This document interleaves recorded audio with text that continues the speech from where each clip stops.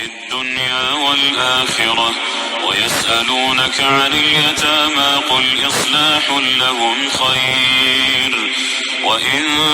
تخالطوهم فإخوانكم والله يعلم المفسد من المصلح ولو شاء الله لأعنتكم إن الله عزيز حكيم ولا تنكحوا المشركات حتى يؤمن ولأمة مؤمنة خير من مشركة ولو أعجبتكم ولا تنكحوا المشركين حتى يؤمنوا ولعبد مؤمن خير من مشرك ولو أعجبكم أولئك يدعون إلى النار والله يدعو إلى الجنة والمغفرة بإذنه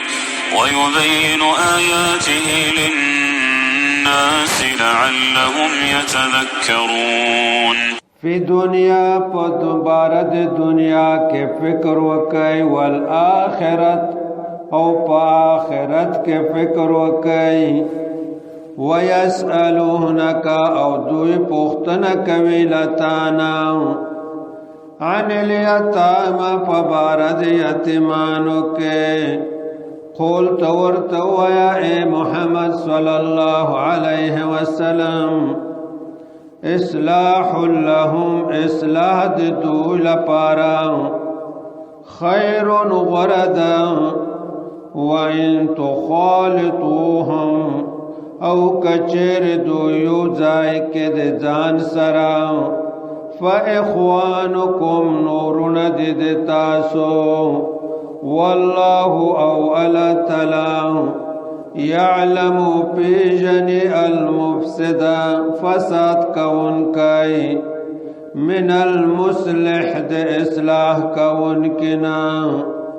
ولو شاء الله او کچر غختلی اللہ تعالی لأعنتکم پتکلیف کے بے چولی ویتاسو ان اللہ بشک اللہ تعالی عزیز زور وردائی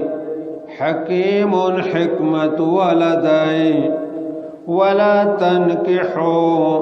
او نکاح مکوئی المشرکات دے مشرک و خضو سرا حتی تردے پورے یؤمن چ ایمان راوڑے ولا أمة مؤمنة أو ونز مؤمنة خير غردا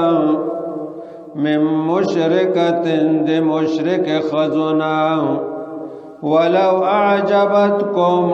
اگر کتا سپ تعجب کیا چوی خائست او مالداری دے گئے ولا تنکحوا او پنکا سرهم ورکوئی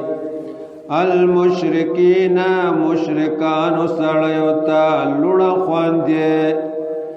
حتی تردے پورے یومنو چیمان راوڑے ولعبد او غلام مؤمن مؤمن خیر غردی من مشرک دے مشرک آزادنا ولو اعجبکم اگر کتا سپ تعجب کیا چوی خائص مالداری دیغا اولئک دغ کسان دغ مشرکان یدعون بلنکوی الى النار دے اور تربتام واللہ او علا تلا یدعو بلنکوی الى الجنہ دے جنت تربتا والمغفرت او مغفرت تربتا بإذنه پخپل حکم سرا ويبينو او بیانوی آیاته آیاتنا اخپال للناس خلقتا لعلهم دے پارا یتذکرون چې نصیحت قبول کړي